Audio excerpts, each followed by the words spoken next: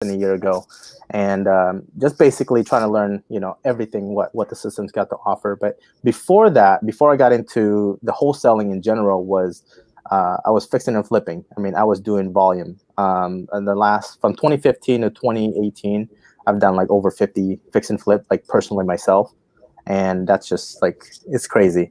But then I transitioned into the wholesaling side because flipping houses is great. Like you make good money, you learn a lot, which is it's very valuable, and especially if you're going to be a real estate investor, and you go through all the struggles. But the wholesaling side, I never really dove into it.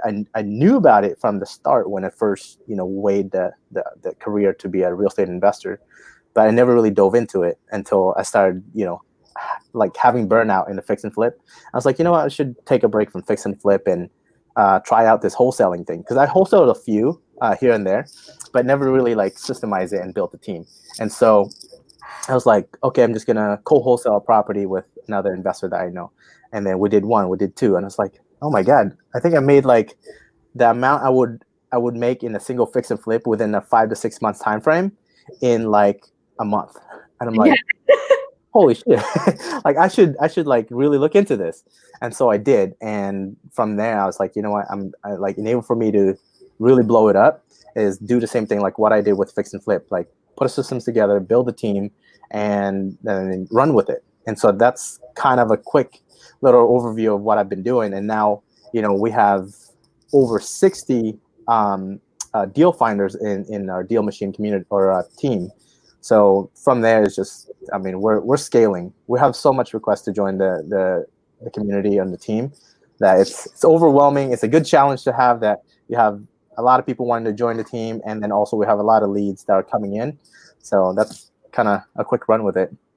Yeah. So how many leads or how many deals are you doing per month, like average right now? So averaging, we're doing about 3 a month.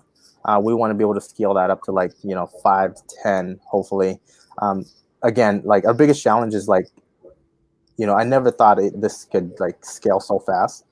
And so with consistent marketing, which is key, consistent marketing and putting a budget into your marketing, campaign, we have more leads coming in than I can handle or the team can handle. So the challenge is training an acquisition manager to know how to handle a lead when it comes in.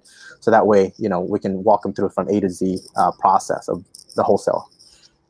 I'm sure that is a challenge. Yeah. So like, I guess, can you tell someone like maybe one of your deals, how it went through, like from start to finish? I mean, you just said you market, so kind of your processes with that. Okay. So, we have two campaigns that we're running. So we have cold callers, which is volume. They're dialing by the hundreds every single day in the Philippines. So we have 3 of those virtual assistants. And then we have the direct mail campaign, which is dialing for dollars.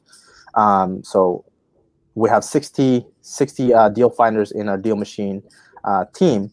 And so they're out there driving for dollars and finding properties. So when a lead comes in, it calls in, I have one acquisition manager that takes the call, and then he filters through the motivation and whatnot, how we can help the homeowner, and then also negotiate the price. And once the price is pre-established, kind of on the phone, kind of like, so basically it's like, hey, Elise, we're interested in buying your house, and we can give you an offer between 100 to 120. Is that something you would consider? And then the moment you say yes, okay, great. If this makes sense to you, let's book an appointment. Let's go look at the property, so that way we can give you a firm offer that makes sense for both of us. And then so it goes into an appointment, and then I go into the appointment. I basically confirm everything we talk, or the acquisition manager talks about over the phone: condition, price, closing, convenience, and how we can help them, and why it's a good fit to work with us rather than anybody else, right? And so that's when I bring in the contract. I verify everything with you. I review the contract with you. And then once you agree, we sign it right on the spot. I bring that back, do a little dance celebration. We got another house under contract, right? And then we go back into our CRM systems, update everything, and then we send over that purchase and sell agreement to our escrow to open escrow. Once the escrow is open, our transaction coordinator gets notified, all that stuff. She coordinates the communication and passing documents and information. Once the seller and the escrow is in communication with a transaction coordinator, then we can then market that property to our cash buyer investors. I wear multiple hats in this business, so everything from marketing, acquisition, disposition, and transaction. I've done it all, which you should be able to, or you need to. So it goes from acquisition under contract to disposition. So either I can do that, and I actually just brought in more business partners into the company because we want to scale. And with what's happening right now, it's a good thing for real estate investors. Don't look at this as doom and gloom. This is like prime time to double down.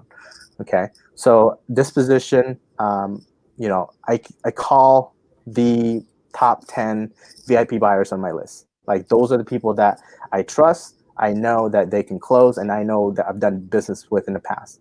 And then once I reach out to them, typically like 90% of the time it's like gone. I don't even have to put it on my website. I don't even have to blast it to my list because of the relationship I built with these VIP cash buyers. And then if all of them pass, say, I'm busy right now, whatever reason that they can't move forward with buying that deal, that's when I shoot it out to my buyers list, which is I have three filters: my VIP, my semi like secondary VIP up to like maybe 300 buyers list, and then if that doesn't get taken or get under contract with a cash buyer, that's when I blast it out to social media, email blast, marketing, and do a marketing campaign itself to market that property. So that's my like last step, right? That's when you're like, okay, can I really sell this house? Right? So that's the third step. But we rarely get there. First VIP, second VIP list, and it's gone. Yeah. So from there, once we get the property under contract with a cash buyer, earnest money deposited, and then the same thing, assignment contract signed, transaction coordinator takes over again, make sure the cash buyer information, LOCs collected, sent over to escrow, and then escrow information is basically processed to move forward with a new buyer and make sure all that assignment agreement, the fee is all in place and clear, showing of the property, any renegotiations or addendum that we need to add. Everything is done then. So we establish a closing deadline, and when we meet that deadline, that's when we get paid. And then you see on our Team Deals for Dollars community, once we close on that property, that's when I bring in that person whoever added that property to DealMachine. Sometimes I don't even let them know. I just kind of surprise them. Hey, come into the office. Let's talk about game plans. And then it's like, boom, you're getting paid. You're making some money. Oh my gosh, that would make my entire everything. You're like, hey, just so you know, you're getting so much money today. Yeah. So, and then as you can see, if you follow the group, sometimes I play a little game like, who do you think is gonna win? Who do you think is gonna get paid next in our Deal Finder community? And then whoever guesses right, I have one post right now that I will reward somebody that guesses right, $500, which is a lot of money, right?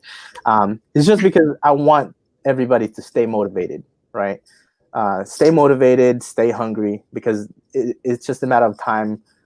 It's going to be your turn to get paid, right? So, right. Yeah, that's kind of the whole process right there. Yeah, well, and you kind of touched on it a little bit, and that's what I really wanted you to talk about too. Derek, hello. Lucy, yes. So this will be recorded. We won't have an email, but I can talk to our CEO to get it emailed out. But I wanted TJ on here to talk about what business looks like right now. What is with everything that's happening? You guys are in one of the hot spots. Like, what are your drivers doing? I know you keep them motivated, but what is your what are you thinking going forward? Gotcha. So with what's happening, you guys, I know it's concerning. It's definitely not something to ignore. But also I'm focusing on what you can control. So one of the things that I did a live video on my team page.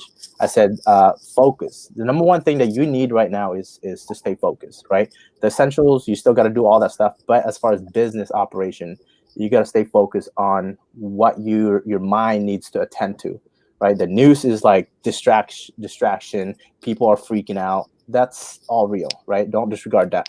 But in order for you to be able to survive this wave is to focus. And one thing that I'm telling my team is meaning of focus is follow one course until successful, right? So whatever you're doing, right?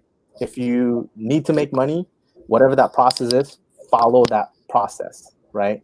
Don't get distracted with the news, and then don't get paralyzed by what the message or the scarcity is. So focus on on what you can control. So another thing you can do is create like a scale. Like I wrote out on my boards like from 1 to 10, which is like we use a lot of scale metric from 1 to 10. Mhm. So where are you at when it comes to like focus? From 1 to 5 is like you're failing. You're off track from your main goal. From 6 to 10, you're going to the right direction, right? So keep that in mind that, okay, how much distracted am I today and how much focus am I doing? So keep that metric. And so I said, focus on what you can control. What you can control is, follow the government regulations that they're implementing, distancing and all that. Follow all that, right? You can control that. The news, you can't control that. Yeah. Right? You can't control that. The virus, you can't control that. So therefore, let go of it. Don't focus on it. Your energy is very valuable, and your resources. And so focus on what you can control. If you're doing driving for dollars, there's nothing wrong with that. You're isolated in your car. You're driving around. The best thing is there's no traffic. Everybody's locked down. Great. Guess what? You can still be in your car. You're not interacting with people, right? Keep your windows up. Drive around. Look for houses. Take pictures. And boom, you're making progress to what your goal is, right? You're not letting the environment like affect you, because you're following everything still. And then on top of that, you can take the next step. The next step that you can control is you can skip trace and cold call these homeowners, right? The best thing is the scarcity of this, what's happening, is actually a benefit to us investors, right? Sellers and homeowners are more motivated now than ever. Now they have a reason to sell, because we all know that with what's happening, the market could be going the opposite direction, and you have to be able to like capitalize on that, right? And say, look, I understand you didn't want to sell at that time, or you're interested in selling, but because of what's happening in the market, we have to be conservative as an investor. Our offer is from this range, right?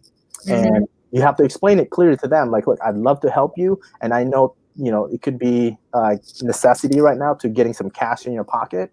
It's a great time. We're still interested in buying. Let us help you cash out that equity and get you financially stable, right? Use what's happening to provide that information to them, because you're not really taking advantage of them. You're providing a solution. Okay, so definitely focus on that. Cold calling, taking the next step. Right now too, like for me, I'm like doubling down on like learning. It's so crazy. I just spent like $2,500 in courses on like next level stuff, right? Whoever else that's a higher level than me, like I'm willing to invest my money and my time, and that's exactly what I did. I bought a course. I bought like although I'm scaled and I got a team, like I'm always open to like what else is out there that can help me get up to the next level. So I'm investing in myself during this downtime. We're at home, right? Don't be Netflixing and chilling. Like that's not towards your business. That's just like being paralyzed, and giving into your excuses. You don't want to do that. Double down, invest in yourself, because right now, you guys, is like the best time to like invest in education and learn what you need to learn to prepare for what's coming, right? Yeah. What's coming is going to come, whatever be good or bad. You have to be prepared, and the only way to be prepared is to invest in your knowledge, right? Invest in your knowledge, because your knowledge equals confidence. Confidence equals deals, and that just helps you get to the next level. Okay, so always invest in learning. Okay, money can be replenished, but education is like lifetime, right? Right. And you were talking even before we started the live about people that you look up to, and that if they post anything, actually, before I go into that though, Kagan has a question. When driving for dollars, do you guys only focus on vacant absentee owners, or just distressed, or both? To be honest with you, is a little bit of everything, because you can never tell what the motivation of that homeowner, but we always just go by the criteria of the home, like vacant, distressed, boarded up, all the criteria that DealMachine is already teaching us, and what about figuring out if a motivated seller is wanting to sell.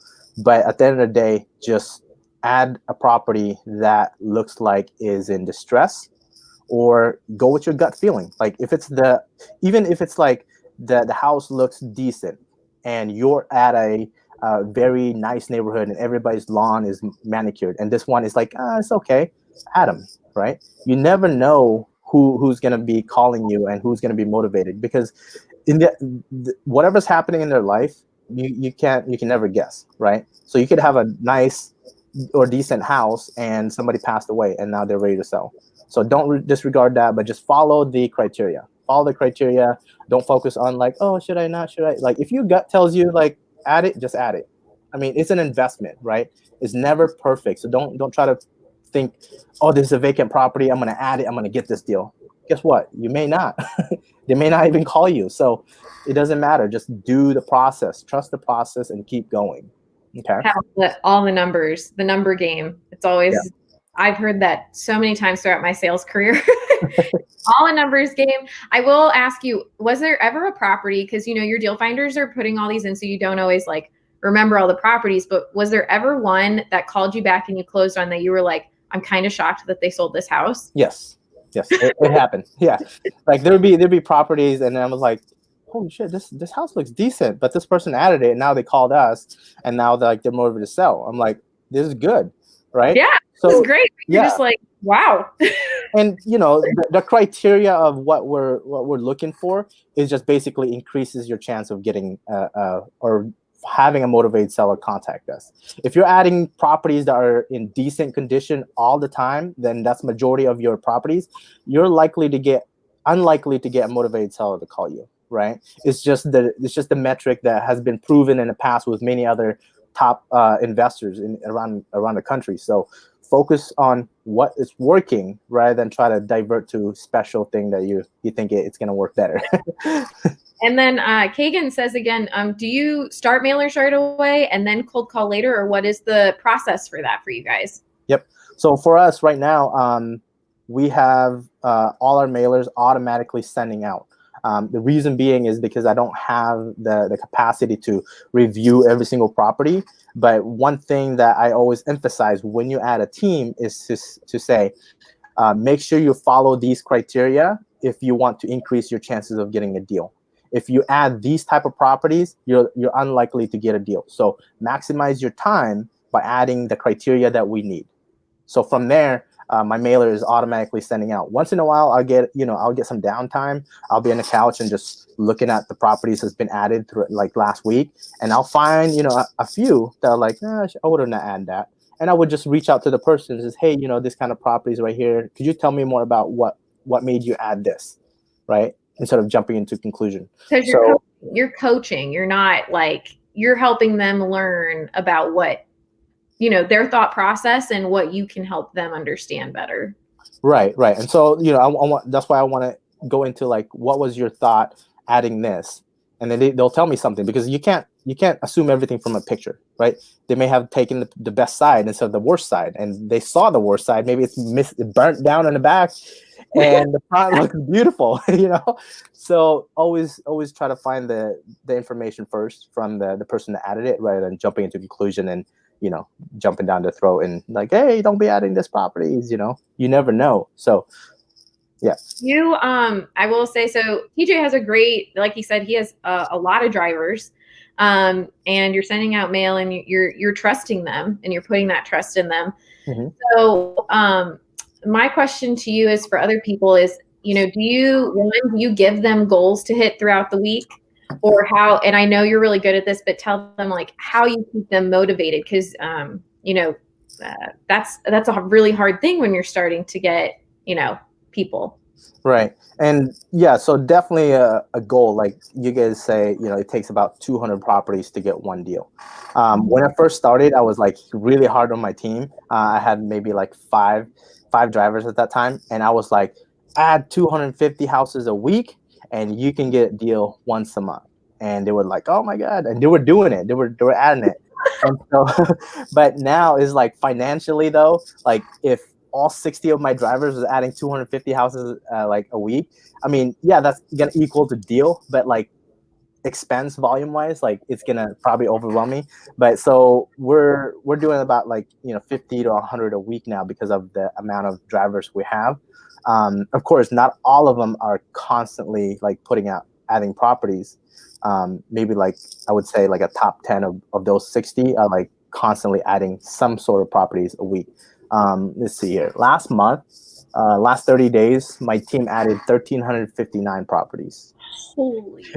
To DealMachine. So that's the last 30 days. Yeah. So they're super motivated. They're super active. And again, that's because I've congregated them into the group and then constantly pump motivation and like constant update and stay up front with them with what's going on. And that's the only thing you can do. You can't just like add a team and then leave them in the dark and say, and cross your fingers, hope they're doing something.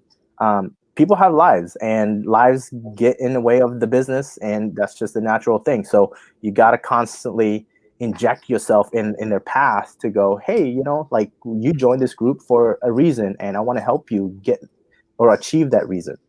Right. And so continue to do that. Well, TJ has this great group. He was mentioning his Facebook group. How often do you motivate them, or how often do you post? Like, I guess people might want to know, like, how much did they engage with their deal finders? Mm-hmm. Like when I post, I probably do it once a day. I want to do it once a day, but like I'm not consistent at that because there's a million things happening. But I post as much as I can into our group, and it's always value add, right? Always value add, like motivation, strategies, helping them, or be available to just like comment and whatnot. That's one thing you can do. It's stay engaged with your community, so that way they know that you're also doing. And so, one of the things that I always like to show too is like how many properties was added this week, and I'll tag every single one that had added properties, and that gets them motivated. So if you go through my group, I just posted a few days ago, I screenshot, when DealMachine sends you an alert, like, hey, your team added 20 properties today, and so I screenshot every single one of those, and I look at who added each one. And then when I go and post, I'll upload those pictures and tag everybody that I see their names. And then that's a motivation, right? Like they're being recognized, they're being appreciated through the actions they're doing.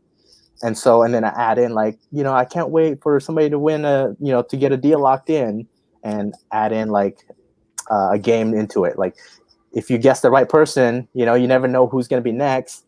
So in that sense, it motivates everybody. And I say, you can't vote for yourself. You have to vote for somebody.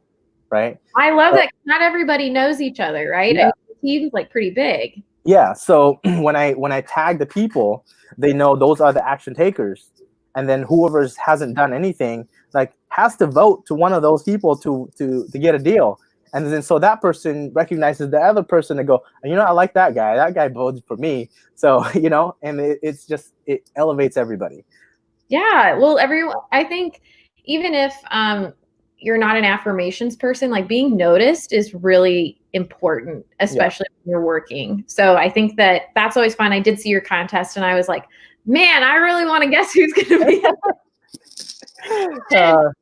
But I just love that because it keeps them motivated. And so what is your team doing now? Like, are they still just driving? Yep. Out? Are they virtually driving with the extension? Like, yeah, I mean, so the extension, I mean, I like that. It's a convenience features. But I did tell my team, since driving for dollars doesn't really put you into the exposure of what's happening, since you're isolated in your car and you're not really talking to anybody. I'm paying out significant percentage of the commission because of the authenticity of like current condition and personal picture, right? Google Photos, like I've used them before. I paid a subscription before to do a mass mailing with the Google pictures, and it was like a wash, like 2,500 out the drain with no responses. I was like, holy moly. So I said, like, if you're gonna add properties with driving for dollar or like virtually, I haven't really put a structure into that, because again, I'm looking at it this way, like I can hire a virtual assistant in the Philippines to do virtual driving for dollars, and they're like super cheap. But 20% to physically drive and find these properties is very significant amount of like money. And so I encourage everybody, and that's why like I tell them it's like I can pay you $2 per property if you do like what you're doing virtually, or I can give you 20%. Which one would you rather do? And they always pick the 20%. You know. I mean, because well, that's a no-brainer right there. I think. Right. I mean, like if I was just an average guy with no business, and I was just like, you know, I'm out of work, and a business structure like this I come across to, and they said they'll give me 20%, I will find every single property there is, and I'm gonna run that business. Like, that's just me. Like that payout is so significant. Like you can run your own business within the business, you know. Yeah. And I gave them that option too, to build a team, right? Yeah. So okay, so I wanted to when I first talked to you, I had never heard anyone with DealMachine doing this. So because it's just so hard in general to get deal finders. So the fact that you got deal finders and then to have them getting deal finders to make their own team was like blowing my mind. Right. So like, can you kind of touch on that just a little bit? Yeah. So the beauty thing is, like, again, I started with like a handful of like very close friends, and they're like all in. And I always ask them, are you all in? Like, I don't want to waste your time. I'm going to teach you. I'm going to coach you how this wholesaling business works, or anything in investing in general. I'll coach you. And they were all in. And then from there, I was like, okay, how can I scale this up to like bigger level, to where it doesn't require my time now? So basically, I created a pay structure to where a percentage. So let's just say I added you to our team. So you'll be considered as my first level, right? Mm-hmm. So if you found a deal, right, and I'm just an average guy driving for dollars for somebody else, and I bring you to the team, and you found a property, and that company ended up closing on it, so you'll get your 20%, right? But since I brought you in, I'll get an additional 5%. 5% of the gross commission, gross fee. And then let's just say you brought in another person. So you invited your sister or whatever, and she found a property that the company ended up closing. So she'll get her 20%, you'll get your 5%, I'll get a 3.5% of the gross commission. And then another level, which is 3 levels, 3 levels down. So your sister invited her boyfriend, let's just say that. Yeah. Yeah. So he goes out there and find a property, closes on that deal. He gets his 20%. Your sister gets the 5%. You get the 3.5%. I get a 1.5% for doing nothing. Everyone just gets to have, like, it keeps everyone motivated then. Yeah. So in money and percentage perspective, so basically I paid out 20% for the person that found a deal, 5% for the person that invited that person, 3.5%, like three levels. So in total, 20% for the deal finder, and an additional 10% in total commission or finder's fee into the team. So 30% altogether of the gross fee goes back to the team, and everybody's happy. How many teams do you have under your umbrella?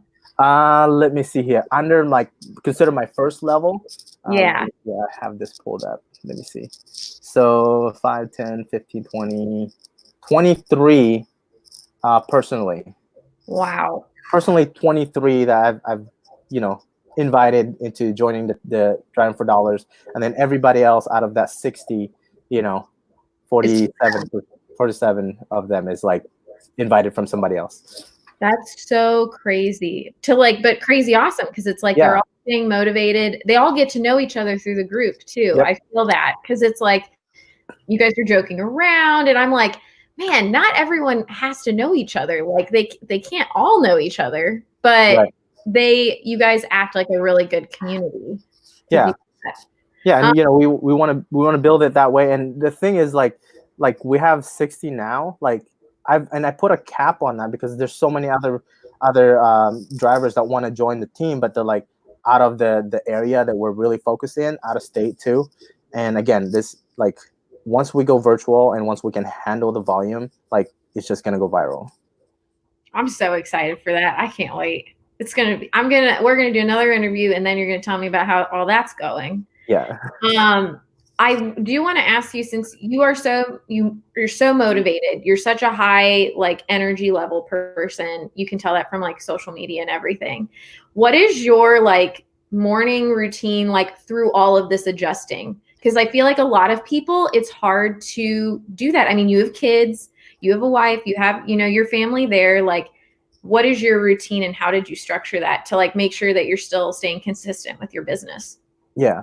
So the way I do it is basically you gotta one is commitment, right? You gotta make a commitment with yourself. The best example or analogy I could use is like if you were looking for a job that you really wanted to get and get hired for, like you're committing to it, right? Everything, you'll drop schedules, everybody else is like pushed away, and you make this your priority. So if you're deciding that wholesaling is your priority, now you have to look at that as your job, right? And one, you become your own boss. That means you got to be harder on yourself than anybody else, right? So if you just got hired from this company and your boss, right? So you tell yourself, okay, guy, you're an employee now. You're like, you have to commit to this. So put a schedule together. So I'm like, for me, I commit from Monday to Saturday, from 9 a.m. to 5 minimum, right? It's not always perfect, but I've committed that in my head mentally. That's why I need to commit to. And then on top of that, I added, learning, focus, and consistency. So consistency is one of the formula that I always say. It's like, okay, you're committed, now be consistent, right? You committed to a time and a time frame, be consistent. And what are you doing with those time? You have to also be committed and consistent. So one of the things is like, in the morning is like I work out. So I work out 3 days a week, Monday, Wednesday, and Friday. So this morning, I woke up late, but I still committed. I still worked out. So health, right? You got to take care of that because that's one of the important things to enable to stay positive. Just have a clear mentality, right? Working out like solves majority of your like mental problem. True. Exercising. Okay. And then another thing is like I don't really consider it like meditating, but I guess it is because like once you like zone out from everybody else, you don't have to be in a room with a mat and sing kumbaya, whatever. But like I just shut off everything. Like when I'm driving, I haven't turned on my radio for like years, right? I plug in, I put in my headset, whether it be I'm listening to audiobooks or a podcast. I'm constantly learning, right? And so I've done that so many times now that if I don't listen to a podcast or books, it's just quiet in my car. And I'm just thinking, where am I going? What am I doing? Am I in the right track? Am I off track? I'm constantly evaluating in my head, right? It's going to take time to like get that routine down. But again, it's a practice, it's a process. You have to be consistent and committed. So that's one. And then, so I try to control my thoughts like a lot, right? Like I'm like, if I'm thinking negative, I catch it right away. I'm like, dude, you're like, that's negative. Like think of something else. And if it's hard to get out of that funk, right? Because we all get there. I put in again, back to audios and podcasts, right? Because those are the things that I want to listen and inject my mind and my thoughts with. So that's kind of the process. So 9 a.m. to 5 p.m. I try to be consistent with that.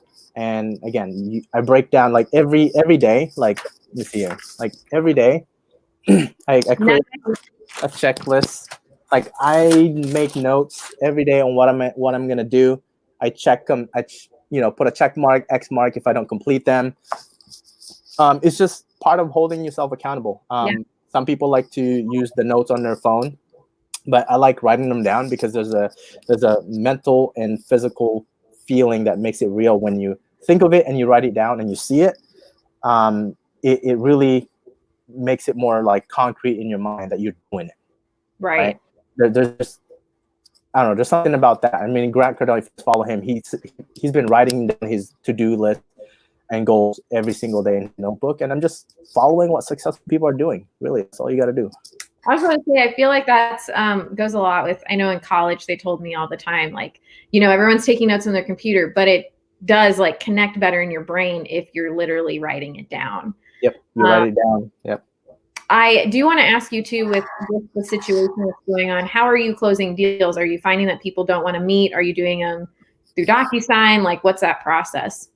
Yeah, so I just told my team that we have to really emphasize on locking this deal in without seeing the property over the phone, because everything was done like by me in person. So now like we haven't closed anything virtual yet, but I've told the team, it's like, hey, we're gonna go virtual now. Like we have to adapt, right? Like on Tuesday I have a seller virtual call over the phone because they're ready to sell. The numbers already established, and we're like, well, now we have to get it under contract without seeing the property, and that can be scary, but it's a good thing because there's top investors out there that are doing it virtually over and over. It's just us having to cross that bridge to go, you know what, I have to do this. Like there's no other option. And then obviously your skill level has to increase to meet that kind of demand. Your conversation skills and your negotiation skills and your predictability or judgment based on the information you collected, like you have to increase that, right? You can't remain to like get to the next level. Yeah, I will say that like it's always crossing over to the uncomfortable side where it's just like it is uncomfortable, but you don't get anywhere by just staying in your comfort zone. Exactly. So, There was one quote that says like, what got you here won't get you where you want to go. boom. I'm telling you, TJ, this is why we get along so well. David calls me the quote queen. And like, I'm all about the quotes and you put them all the time. And I'm just like, dang, that's in my board on Pinterest. Yes. Yeah, I got like a list. Like I literally have a note on my phone that says quotes and comments or something like that. And every time I hear a quote on a book, on podcast, I just like stop everything and then just write it down, because I go through like the list. Like when in the morning, like I gotta think of like something that will like concrete the day of what it's all about. And so I try to do every single morning. I'll pick one note or quote that pertains to my day. Right. So yeah, I mean that like it does kind of set the tone for how you're going to go about this. And so then you can kind of always go back to that initial note quote about what you're wanting to do. And I just love it. So are you guys going to use DocuSign? Like what are you planning on doing? I just know that there's a lot of tools out there. A lot of people are virtually closing and stuff like that. Like yeah, we're going to transition into DocuSign, but I'm using the transaction desk AuthentiSign because I'm also a licensed agent. So I just use that platform because it's free. We're already paying for it, right? But yeah, eventually we have to transition into a DocuSign because my plan, because I just brought in 2 equity business partners and they have to buy into the company, which is, commitment. But anyway, so my plan is to drop my license, to be honest with you, because like I'm so out there and out, like where my strength is marketing and leads. Like I can bring in those leads all day, but if I'm going to be a licensed agent, there's certain ways I have to disclose myself as a licensed agent when it comes to like marketing to homeowners. And so with that regulation, it's kind of like a roadblock, right? I have to pick my words carefully, or else I'm going to get fined and in trouble with the license MLS, right? And so my plan is to drop my license, not because it's bad or anything like that, having a license. It's just my strategy of how I can get myself out there is going to be hindered based on the license and the regulations. Okay. How long have you been a licensed agent? A little over a year. I got my license January 2019. So yeah, so the first month last year. But my team, I also have an agency team. Like I have 6 licensed agents under my team. And so the reason for that is because majority of our leads, like I'd say 80% of it are retail, right? They don't want to sell at a discount. So what are you going to do with them? Like you're going to lose them? Like, so we pass them on to our licensed agents and then they can close on it. And then I also have pay structure broken down in that side. Building a friggin' empire. That's the plan. I love it. Guys, if you have any questions, let us know. TJ's been so great to let us chat his ear off right now. I wanted to really just, I love what you're doing and I love everything that you guys stand for. And your group is just It makes me so happy when I see that there's a new posting. I'm like, oh, I gotta go into try for deals. Yeah. So if you guys want to like just plug in general into the group, you can visit the Facebook group is Team Deals for Dollars. So go ahead, you feel free to post that and get everybody invited. And of course, you gotta answer all the group questions and whatnot. And we want good people to be in there and learn with us. Feel free, because again, we grow as a community, not just me by myself. If you join in there, make sure you add some value, or any questions that you may have, post it on there, because I love to just engage with everybody, questions in general and whatnot, and everybody else is gonna start chiming in too. That again, we're gonna learn together. I love that. And Derek wants to know what is your market? My market is the Washington, Seattle, Tacoma. The county wise, my county is like, Snohomish, King, Pierce, Kitsap, Thurston, Lewis, and Mason County. Those are all the major cities or counties within the I-5 and highway corridor. So like, we want to focus on where the cities is, because obviously you can move deals very quickly, because that's where all the investors are buying. You don't want to buy, out in the suburb to where you have one buyer. Yeah. Well, I also wanted to ask you, how many buyers do you have on your list? Active, like VIP buyers, like somebody that I can text and call, like not a blast. I would say 10 active ones that are just like, if I call them and the property is a good deal, like it's gone. Like, and I don't blast it out and say, hey, I've only sent it to you. It's like, no, it's like I literally text somebody and said, you're the first one that I just got this under contract. Give me, like, I'll give you 2 hours to respond. Like, if you don't, it's gonna get to the next level. You're like 2 hours, and then it's off the table if that's out. It's off the table. And a lot of time they'll respond to me and they'll just say, oh my God, I can't do it. Just go ahead and send it out to your next list. And I'll get to the next level list. And I'll say the same thing. I shout it out to a handful of people. You're one of them. I'll give you till the end of the day. If you don't respond, it's gonna go to blast. And then if they don't respond, it goes to blast.